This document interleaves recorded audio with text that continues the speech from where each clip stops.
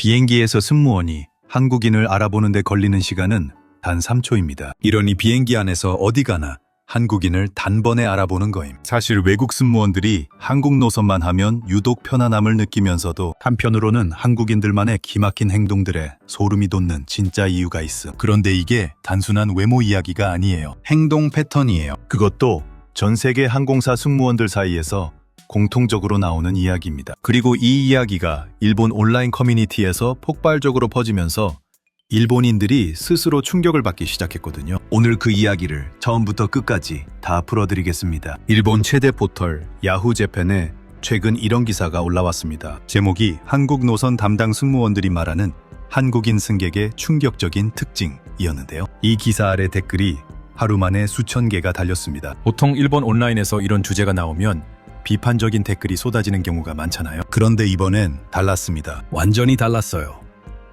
좋아요 4만 개를 넘긴 베스트 댓글이 뭔지 아세요? 한국인은 비행기에서도 작전을 수행하는 것 같다. 이게 베스트 댓글입니다. 좋아요 4만 개짜리가요. 그리고 바로 아래 3만 8천 개 달린 두 번째 베스트 댓글은 더 직접적이었어요. 일본은 비행기에서도 느리다. 한국인은 뭐든지 빠르다. 이걸 일본인들 스스로가 쓴 거예요. 공감 3만 8천 개를 받으면서요. 자, 여기서 잠깐 멈춰봐야 합니다. 왜 일본인들이 이렇게 반응한 걸까요? 유럽 항공사 한 베테랑 승무원이 인터뷰에서 이런 말을 했다고 합니다. 한국 노선은 솔직히 편하다. 승객들이 빠르고 규칙적으로 움직인다. 이 말이 일본 커뮤니티에 번역돼서 퍼지기 시작했습니다. 그러자 일본 네티즌들이 갑자기 자기 반성 모드로 들어가 버린 거예요. 댓글에 이런 내용이 쏟아졌습니다. 일본인은 기내 안내방송 나와도 한참 뒤에야 움직인다. 한국인은 1번.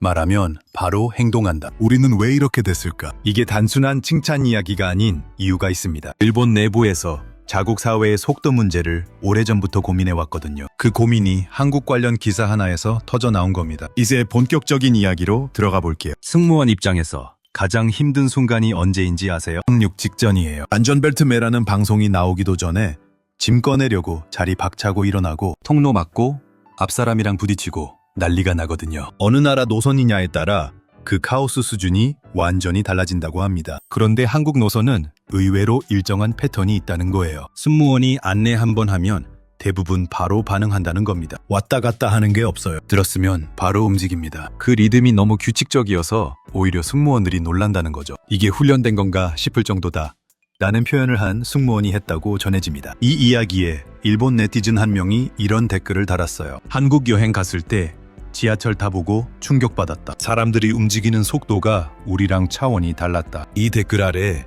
수백 개의 공감 댓글이 이어졌습니다. 그럼 왜 한국인이 이렇게 빠른 걸까요? 여기서 첫 번째 반전이 나옵니다. 일본의 한 여행 칼럼니스트가 분석 기사를 썼는데요. 내용이 꽤 흥미롭습니다. 한국 사회는 경쟁 속도가 극단적으로 빠르다. 입시 경쟁, 취업 경쟁, 사회 전반의 빠른 리듬이 일상 행동에 그대로 나타나는 것이다. 이게 일본 현지 분석이라는 점에서 주목받았어요. 그런데 이 분석에서 더 흥미로운 대목이 나옵니다. 한국 남성의 군 복무 이야기예요. 일본 네티즌들이 뒤늦게 이 포인트를 짚어냈거든요. 한국 남자 대부분이 군대를 다녀온다는 걸 잊고 있었다. 이 댓글이 엄청난 공감을 받았습니다. 그래서 지시 한 번에 바로 반응하는 거구나. 집단 행동 훈련이 몸에 배어 있는 거다. 이런 댓글이 줄줄이 달렸어요. 군 복무 경험이 있는 남성 인구가 사회 전반에 영향을 준다는 이 분석. 일본인들 눈에는 꽤 신선하게 받아들여진 것 같습니다. 일본은 현역 자위대원 수가 약 23만 명 수준인데 한국은 현역 복무 외에도 예비역을 포함하면 거의 전 남성 인구가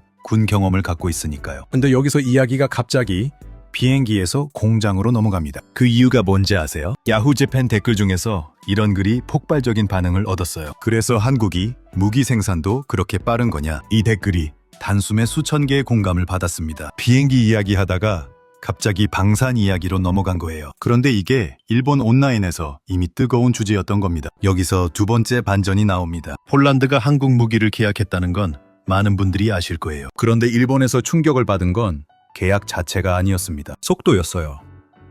폴란드가 한국과 계약을 맺고 실제 장비를 받기까지 걸린 시간이 일본 기준으로는 도저히 이해가 안 되는 수준이었던 겁니다. 야후재팬 댓글에 이런 내용이 올라왔어요. 일본 기업은 서류 작업만 1년이다. 한국은 계약하면 무기를 바로 보내버린다. 그리고 이런 댓글도 있었습니다. 한국은 주문하면 바로 생산 라인이 돌아간다. 일본은 회의만 한다. 이 댓글들이 수천 개씩 공감을 받으면서 일본 온라인 분위기가 묘하게 바뀌기 시작했습니다. 단순히 한국을 칭찬하는 게 아니라 자기들 문제를 진단하는 방향으로 흘러간 거예요. 실제로 일본 방위 산업 전문가가 방송에서 이렇게 말한 적이 있습니다. 일본은 무기 하나 도입하려면 최소 5년에서 10년이 걸린다. 이 구조를 바꾸지 않으면 안 된다. 이 발언이 일본 내에서도 논란이 됐었는데 한국 방산 이야기와 맞물리면서 다시 수면 위로 올라온 거죠. 한국 방산의 경쟁력에 대해 해외 군사 전문 매체들이 공통적으로 하는 말이 있어요. 한국 방산의 가장 큰 무기는 속도와 가격이다. 그리고 그 속도가 어디서 나오냐고 하면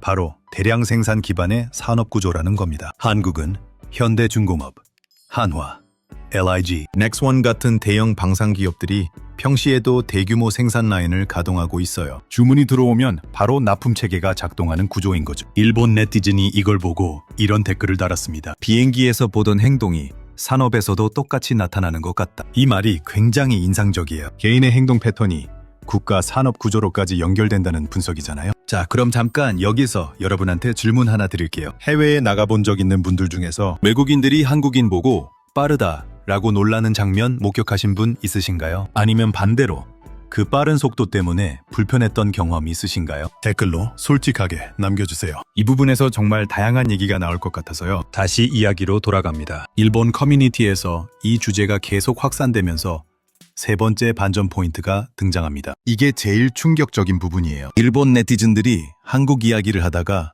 갑자기 자기 나라 이야기로 방향을 틀었거든요. 일본은 왜 이렇게 느려졌을까? 이 질문 하나가 댓글창을 완전히 뒤집어 버렸습니다. 어떤 댓글은 이렇게 썼어요. 우리도 예전에는 저랬다. 고도 성장기 때 일본인들은 저렇게 빠르고 적극적이었다. 또 다른 댓글은 더 직설적이었어요. 지금 일본은 너무 느려졌다. 그리고 그걸 문제라고 생각하지 않는 것이 더 큰 문제다. 이런 댓글들이 공감을 수천 개씩 받은 거예요. 일본인들 스스로 자국의 속도 감각이 퇴화했다는 걸 인정하기 시작한 겁니다.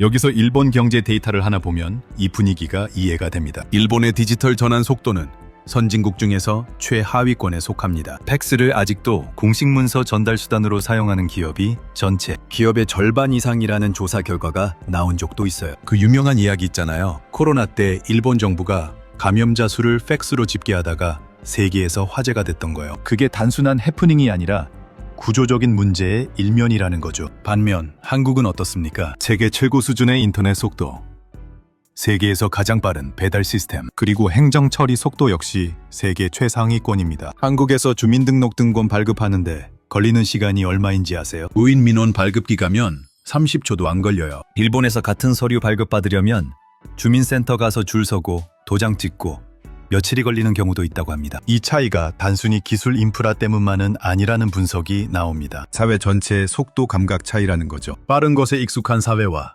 느린 것을 덕목으로 여기는 사회의 차이. 일본의 한 경제평론가가 이런 말을 했습니다. 일본의 장인 정신은 위대하다. 그런데 그 정신이 속도를 거부하는 문화로 변질됐을 때 글로벌 경쟁에서 뒤처지기 시작한다. 이 발언이 한국 방산 이야기, 비행기 승객 이야기와 묘하게 겹치면서 일본 온라인에서 계속 회자되고 있는 겁니다. 이쯤에서 또 흥미로운 이야기 하나 더 드릴게요. 한국인의 빠른 행동 문화가 해외에서 어떻게 받아들여지는지 실제 사례가 하나 있습니다. 중동의 한 대형 건설 프로젝트 이야기예요. 한국 건설사가 수주에서 진행한 프로젝트인데 현지 감독관이 이런 말을 했다고 합니다. 한국 팀은 다음에 뭘 해야 하는지 물어보기 전에 이미 시작해 있다. 반면 다른 나라 팀은 지시받고 나서 확인하고 다시 물어보고 하는 과정이 반복된다는 거예요. 이 이야기가 야후 재팬에 소개되면서 또 댓글이 터졌습니다. 그게 한국의 빨리빨리 문화 아니냐? 그게 경쟁력이 된 거다. 일본은 확인 과정만 3번이다. 네, 빨리빨리 문화요. 외국에서는 이걸 아예 고유 명사처럼 씁니다. 빨리빨리 컬처 라고요. 그런데 이게 예전엔 좀 부정적인 뉘앙스로 쓰였잖아요. 급하고 덜렁댄다는 식으로요. 그런데 지금은 이 단어의 뉘앙스가 바뀌고 있다는 겁니다. 적어도 일본 온라인에서는요. 여기서 한 가지 짚고 넘어가야 할 부분이 있어요. 물론 이 속도 문화에 단점이 없는 건 아닙니다. 일본 네티즌 일부도 이 부분을 지적했어요. 빠른 건 좋은데 그게 스트레스로 이어지는 건 아니냐. 한국 사회의 번아웃 문제도 이것과 관계 있지 않냐. 이런 댓글도 꽤 공감을 받았거든요. 실제로 한국의 노동시간이나 번아웃 관련 통계를 보면 마냥 칭찬만 할 수 있는 수치는 아니에요. 한국의 연간 노동시간은 OECD 평균보다 상당히 높은 편이고 청년층의 번아웃 경험 비율도 낮지 않습니다. 이 속도가 경쟁력이기도 하지만 동시에 사회적 비용이기도 하다는 거죠. 일본의 한 심리학자가 이런 분석을 내놨습니다. 한국 사회의 속도는 외부에서 보면 효율적으로 보이지만 내부에서는 끊임없는 긴장을 유발한다. 이것이 장기적으로 사회에 어떤 영향을 미치는지는 계속 지켜봐야 한다. 이 분석이 한국 사람 입장에서는 좀 아프게 들리기도 하죠. 그런데 흥미로운 건 이 댓글에 한국인으로 추정되는 사람이 일본어로 답글을 달았다는 거예요. 맞는 말이다. 우리도 그 부분은 고민하고 있다. 이 교류가 일본 네티즌들한테 꽤 인상적으로 받아들여졌다고 합니다. 이야기를 좀 더 확장해 볼게요. 한국의 속도 문화가 산업 전반에 어떻게 나타나는지 구체적으로 짚어봅시다. 반도체 이야기 빼놓을 수 없죠. 삼성전자가 새로운 공장 하나 짓는 데 걸리는 시간, 그리고 TSMC나 인텔이 같은 규모의 공장을 짓는 시간을 비교한 자료가 해외 매체에 여러 번 소개됐습니다. 한국이 압도적으로 빠릅니다. 일본 경제 전문 매체에서 이 수치를 다루면서 일본 독자들 댓글이 또 터졌어요. 반도체 공장 하나 짓는데 일본은 왜 그렇게 오래 걸리냐? 허가 절차가 너무 많다. 한국은 어떻게 저 속도가 가능한 거냐? 이런 내용들이었습니다. 그런데 여기서 한 일본 엔지니어 출신 네티즌이 아주 흥미로운 댓글을 달았어요. 한국은 의사결정이 빠르다. 그게 전부 기술이 달라서가 아니다. 결정이 빠르기 때문에 실행이 빠른 거다. 이 댓글이 엄청난 공감을 받았습니다. 맞는 말이에요. 결국 속도는 기술의 문제가 아니라 의사결정의 문제라는 거죠. 그리고 그 의사결정 문화가 비행기 승객의 행동 패턴에서도 나타나고 방산 수출에서도 나타나고 반도체 공장 건설 속도에서도 나타난다는 겁니다. 일본에서 이 주제가 이렇게 뜨거운 이유는 사실 따로 있어요. 최근 일본이 경제 재건을 위해 엄청난 변화를 시도하고 있거든요. 기시다 전 총리부터 현재 다카이치 총리까지 일본 정부가 일관되게 강조하는 게 속도 개혁입니다. 디지털청을 만들고 행정 절차를 디지털화하고 기업 의사결정 속도를 높이려는 시도들이 계속되고 있어요. 그런데 그게 생각만큼 잘 안 되고 있다는 좌절감이 일본 사회 내부에 있는 거예요. 그 좌절감이 한국 이야기에 폭발적으로 반응하게 만드는 원인 중 하나라는 분석도 있습니다. 일본 네티즌 한 명이 이런 댓글을 달았어요. 한국을 보면서 희망을 느낀다. 우리도 할 수 있다는 걸 한국이 보여주고 있다. 이게 꽤 의외의 반응이잖아요. 그동안 일본 온라인에서 한국에 대한 반응이 어떠했는지 아는 분들이라면 이 댓글이 얼마나 변화된 분위기를 보여주는지 느끼실 겁니다. 자, 이제 마무리 이야기를 해봅시다. 결국 해외 승무원들이 한국인을 알아보는 이유는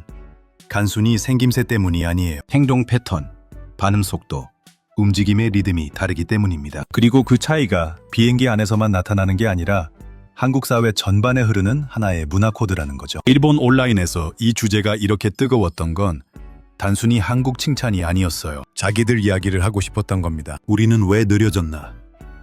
우리는 어떻게 바뀌어야 하나? 이 고민이 한국 이야기를 빌려서 터져 나온 거예요. 그런데 여기서 여러분한테 한 가지 질문을 드리고 싶습니다. 한국의 이 속도 문화, 여러분은 어떻게 생각하세요? 자랑스러운 경쟁력이라고 보시나요? 아니면 너무 빠르게 달려서 놓치는 것들이 있다고 느끼시나요? 아니면 이 두 가지가 동시에 맞는 말이라고 생각하세요? 댓글에 솔직하게 써주세요. 여러분이 해외에서 경험한 이야기, 아니면 한국에 살면서 느끼는 이 속도에 대한 생각 다 환영합니다. 길게 쓰셔도 되고 짧게 쓰셔도 됩니다. 어떤 댓글이든 다 읽어보겠습니다. 오늘 이야기 재미있게 보셨다면 구독과 좋아요 부탁드립니다. 이런 일본 현지 반응과 한국 이야기 앞으로도 계속 가져오겠습니다. 다음 영상에서도 여러분이 미처 몰랐던 이야기로 찾아오겠습니다. 기다려주세요.